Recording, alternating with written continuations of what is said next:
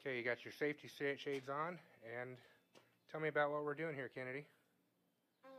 So this is a deconstructed shotgun shell. Okay. This is the powder. Okay. This is the shot. Okay. This is the case. Okay.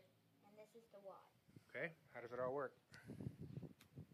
So the firing pin hits the primer, which explodes and ignites the powder, which then pushes the wad and the shot out of the case, and the wad falls to the ground and the shot keeps going. Okay, what's the wad for? It's for separating the shot and the powder. Can you show me how the wad goes in the case?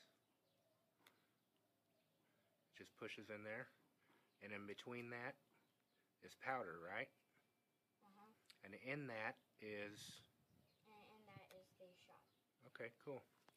And that's the powder there. And so let's be clear. The primer explodes. Yes. And the powder burns. Yeah, it ignites. It ignites and burns.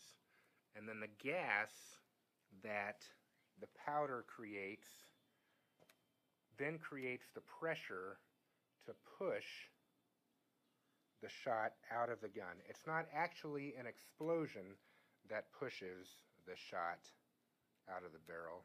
It's the pressure of the gas created when the powder burns. So let's light that powder and see what it looks like. What do you say? Okay.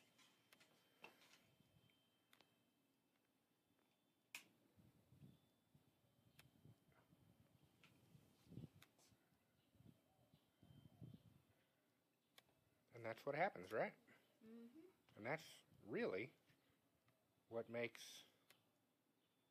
the bullet, or in this case, the shot, fly out of the end of the barrel. It's not a big explosion.